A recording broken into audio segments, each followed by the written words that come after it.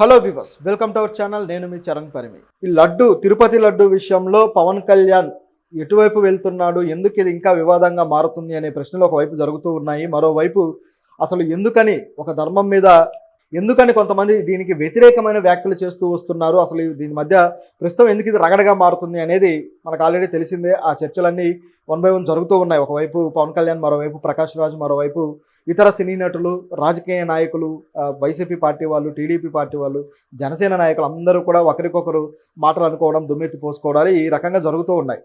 ఈ ప్రాసెస్లో ఇది తెగడం లేదు, ఇంకా పెరుగుతూ ఉంది. ఇందులో పవన్ కళ్యాణ్ తాను అనుకున్న స్ట్రాటజీని ఏదైతే అమలుపరచాలనుకున్నాడో దాంట్లో సక్సెస్ అయ్యాడా అంటే అయ్యాడనే చెప్పాలి.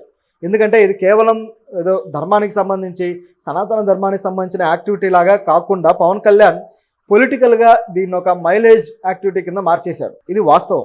సో దాంట్లో పవన్ కళ్యాణ్ చాలా వరకు సక్సెస్ అయ్యాడని చెప్పాలి. ఎందుకంటే ఇందులో కొన్ని విషయాలు జరిగాయి. ఇది ఎప్పుడైతే ఇష్యూ అయిందో పవన్ కళ్యాణ్ మీద, అలాగే ఓవరాల్గా ప్రభుత్వం మీద ప్రకాష్ రాజు ట్వీట్లు చేయడం, దాన్ని వ్యతిరేకిస్తూ పవన్ కళ్యాణ్ తిరిగి ట్వీట్లు చేయడం, సనాతన ధర్మాన్ని కాపాడుకుంటాం, ఎవరు జోకులేయొద్దు అది ఇది అని చెప్పేసి కార్తీ తప్పు చేయకపోయినా అతని మీద మాట్లాడడం, ఇవన్నీ జరిగాయి. ఇప్పుడు ఏమైందంటే ప్రకాష్ రాజ్ వదలకుండా మళ్ళీ నిన్న ట్వీట్ చేశాడు. పవన్ కళ్యాణ్ గెలవక ముందు ఒకలాగున్నాడు, గెలిచిన తర్వాత మరొకలాగున్నాడు, ఇంకో అవతారం ఎత్తాడు, అసలు ఈ అవాంతర పరిస్థితులు ఏంటి అన్నట్టుగా ట్వీట్ చేశాడు. సో ఆయన అయోమయంలో ఉన్నాడు, ఆయన సిద్ధాంతాలే వేరు, ఎర్ర కండువాతో మొదలై కాషాయ కండువాకి వచ్చాడు, చేగువేరాతో మొదలై సనాతన ధర్మానికి వచ్చాడు అని చెప్పేసి రకరకాలుగా ఆయన మీద ఒక వర్గం అయితే విమర్శలు చేస్తూ ఉన్నారు. అయితే ధర్మాన్ని అనుసరించడం ఏమాత్రం తప్పు కాదు. కాకపోతే నేను కులం మాట్లాడను, మతం మాట్లాడను అని చెబుతూ ఇక్కడ దాకా తీసుకొచ్చి ఇప్పుడు మాట్లాడడం అనేది అందరికీ ఆశ్చర్యంగా ఉంది. సో ఇది ఖచ్చితంగా ఆయన భావాల విషయంలో ఆయన కన్ఫ్యూజన్లో ఉన్నాడనే ప్రశ్న అయితే లేవనెత్తినట్టుగా అయింది. లేకపోతే రాజకీయాల కోసం కొత్తగా సనాతన ధర్మము, భావము అని తీసుకొచ్చాడా అనే డౌట్ కూడా అందరికీ వస్తున్నాయి. అయితే ఇందులో గమనించాల్సింది ఏంటంటే పవన్ కళ్యాణ్ ఈ లడ్డూ విషయంలో బాగా అగ్రెసివ్గా ముందుకెళ్ళిపోయాడు. నిజానికి టీడీపీ కానీ మిగతా నాయకులు ఎవరు కూడా ఇంత అగ్రెసివ్గా వెళ్ళట్లేదు. ఎందుకు ఈయన వెళ్తున్నాడని చూస్తే, కూటమి ప్రభుత్వంలో బీజేపీ తోటి గతం నుంచి అంటగాగుతున్న జనసేన పార్టీ బీజేపీకి ఎలివేషన్ ఇవ్వాలంటే, ఒక రూట్ క్లియర్ చేయాలంటే ఆ రూట్ను పవన్ కళ్యాణ్ ఏర్పరుస్తున్నట్లుగా క్లియర్గా కనిపిస్తుంది ఇక్కడ. అలా పవన్ కళ్యాణ్ ఏర్పరిచిన రూట్ ఏంటయ్యా అంటే, సౌత్ స్టేట్స్ ఏవైనా సరే వీటిల్లో మతపరమైన రాజకీయానికి ఎటువంటి స్కోప్ ఉండదు. అలా ప్రయత్నాలు చేసి కూడా బీజేపీ అనేకసార్లు విఫలమైంది. సో అటువంటి విఫలమైన సందర్భంలో ఇప్పుడు దానికి అవకాశం ఏర్పరచడం కోసమే, ప్రజల మైండ్ సెట్ని సెట్ చేయడం కోసమే ఇలాంటి ప్రయత్నాలు జరుగుతున్నాయేమో అనిపిస్తుంది చూస్తుంటే. ఎందుకంటే కర్ణాటకలో అటువంటిది చేయగలిగారు. లింగాయత్స్ కావచ్చు, వీరశైవులు కావచ్చు, ఇటు వీళ్ళ కమ్యూనిటీస్ని బాగా ఆకట్టుకొని అటువైపు బీజేపీ వైపు మలచగలిగి చాలాసార్లు విజయం సాధించి కర్ణాటకలో నిలబడగలిగారు. అయితే కర్ణాటకలో కూడా ఇప్పుడు అది ఎక్కువ సాగడం లేదు. మరోవైపు కేరళలో చూసుకుంటే కనీసం నిన్నటిదాకా ఖాతా కూడా తెరవలేకపోయింది కేరళలో. అటువంటి సందర్భంలో సురేష్ గోపి లాంటి ఒక వ్యక్తిని తీసుకొచ్చి మొత్తానికి ఆ మత రాజకీయం కాకపోయినా ఆయన ఇమేజ్ను వాడుకొని గెలవగలిగారు. సో ఇటువంటి అవకాశం తీసుకోగలిగారు. ఇక్కడ కూడా కేరళలో కొంతమంది బీజేపీ నాయకులే మాట్లాడారు, ఇక్కడ బాగా చదువుకున్న వాళ్ళు ఉన్నారు, వీళ్ళు బీజేపీ స్ట్రాటజీస్కి అంత త్వరగా పడరు అని చెప్పి, సో అంటే మత రాజకీయానికి లొంగరు అని చెప్పి. అటువంటి పరిస్థితి అక్కడ ఏర్పడింది. ఇదొక యాంగిల్లో ఉంటే, ఇక ఏపీలో కూడా అంతే. ఎప్పుడో ఒకసారి సంకీర్ణ ప్రభుత్వాల్లోనో లేకపోతే ఏదో ఒక యాంగిల్లో 1-2 సీట్లు వచ్చేవి. గతంలో వైజాగ్లో ఒకసారి వచ్చింది. ఈ టైప్లో 1-2 సందర్భాల్లో వచ్చాయి. ఇప్పుడు అదేవిధంగా అలయన్స్లో భాగంగా గెలవడం జరిగింది బీజేపీ నాయకులు. కానీ వాళ్ళు బీజేపీ నాయకులుగా కన్నా కూడా గతంలో ఏ పార్టీలో, టీడీపీలో ఉన్న వాళ్ళు వీళ్ళే ఉన్నారు కాబట్టి, జనసేన నుంచి బీజేపీకి వెళ్ళి అక్కడ నుంచి పోటీ చేసిన వాళ్ళే ఉన్నారు కాబట్టి వాళ్ళకు బీజేపీ పరమైన మైలేజ్ పెద్దగా లేదు. సో ఇది ఇక్కడ ఉన్న పరిస్థితి. అయితే దీనికి అవకాశం చేసుకోవాలి, ఎలాగైనా సరే సౌత్ని ఆక్రమించుకోవాలనే ప్రయత్నం అయితే బీజేపీ అప్పటి నుంచో చేస్తుంది. అందులో భాగంగా వాళ్ళకు స్కోప్ దొరకడం లేదు. వాళ్ళ భావజాలం ఇక్కడ పనిచేయట్లేదు. ఏ విధమైన భావజాలాన్ని అప్లై చేయాలి? హిందీని అప్లై చేద్దామని చూశారు, అది వర్కౌట్ అవ్వట్లేదు. కొన్ని మతాన్ని అప్లై చేద్దామంటే అటువంటి స్కోప్ అక్కడ దొరకడం లేదు, అటువంటి అవకాశమే లేదు. ఎందుకంటే మన సౌత్ స్టేట్స్ అన్నీ కూడా కులాల కుంపట్లలో ఇరుక్కొని కొట్టుకుంటుంటాయి.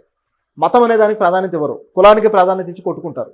సో వీళ్ళందరినీ ఆ కులం కాకుండా మతం వైపుగా తీసుకువెళ్తే అందరూ ఒక గ్రూప్గా ఫామ్ అయ్యి అటువంటి భావజాలంలో ఓటేయడానికి సిద్ధపడతారు అనేది వీళ్ళ ఐడియాలజీ.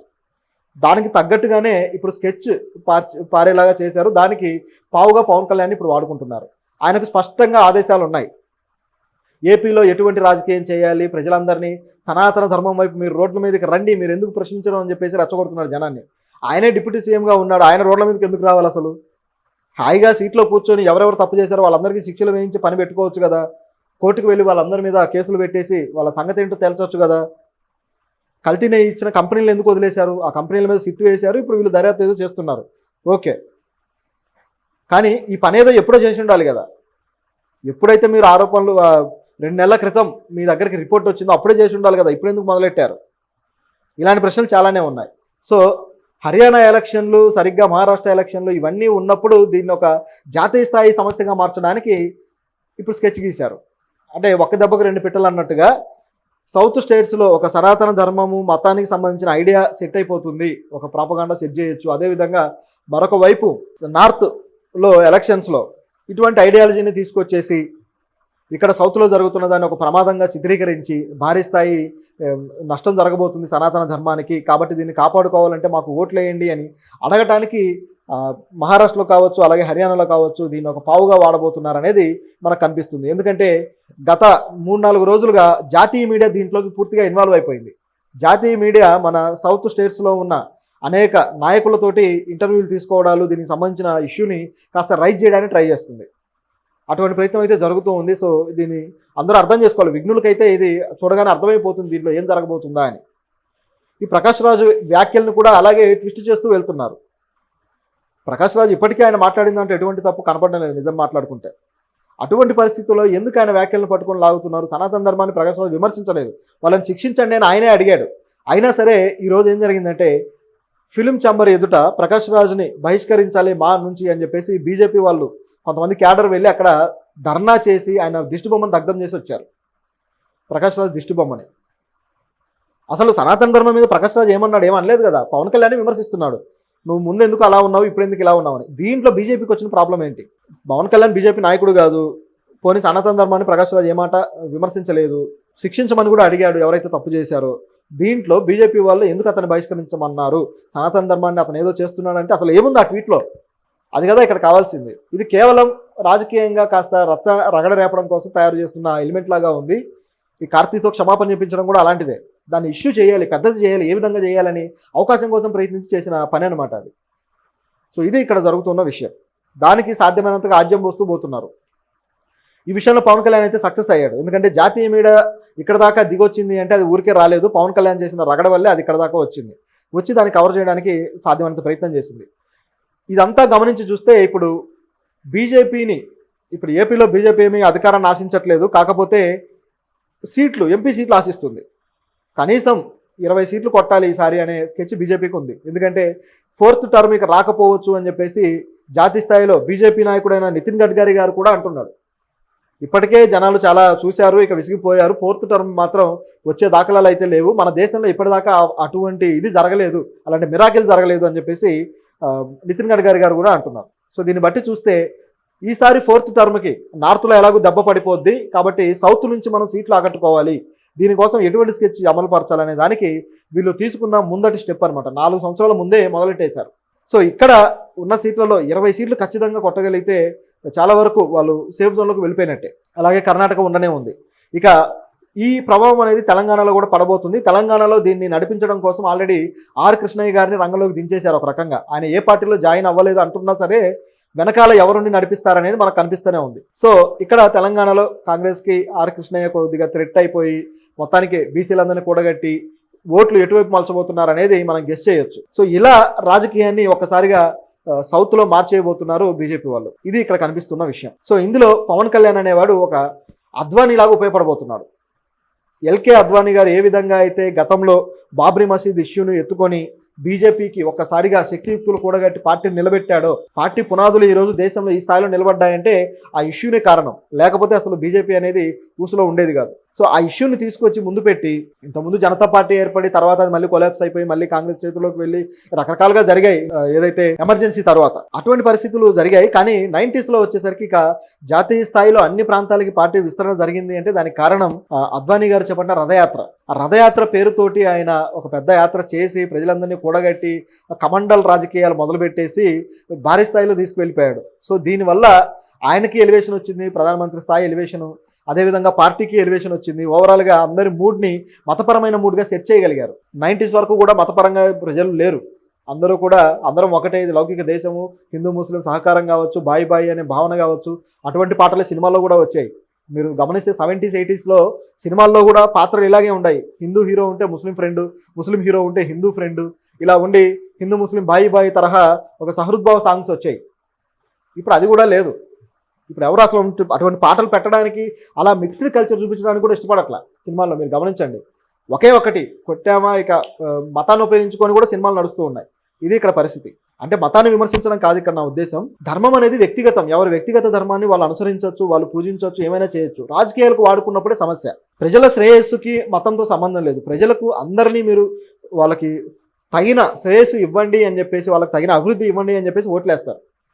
కానీ అలా చేయకుండా రాజకీయం మారినప్పుడు ఇక్కడ సమస్య వస్తుంది. సో ఇక్కడ అద్వానీ గారి స్టైల్లో పవన్ కళ్యాణ్ గారు చేస్తున్న పద్ధతి ఏదైతే ఉందో, ఈ లడ్డు యాత్ర, రథయాత్ర కాకుండా లడ్డు యాత్ర అనాలేమో దీన్ని. ఎందుకంటే నేను లడ్డును విమర్శించట్లేదు, కానీ దానికి ఉన్న పవిత్రతని వీళ్ళే రాజకీయాలు ఉపయోగించుకొని ఇన్సల్ట్ చేస్తున్నారు. నిజం చెప్పాలంటే లడ్డుకి పవిత్రత ఎలాగో ఉంటుంది, అందరూ గౌరవిస్తారు. కానీ వీళ్ళు తమ రాజకీయాలకు వాడుకొని ఇతర పార్టీల మతం మీదనో లేకపోతే ఇతర పార్టీల ఉనికి మీదనో దెబ్బ కొట్టడానికి వాడుతున్నారు. నిజానికి నిజమైన అసలు సిసలైన భక్తులు దీన్ని ఖండించాలి.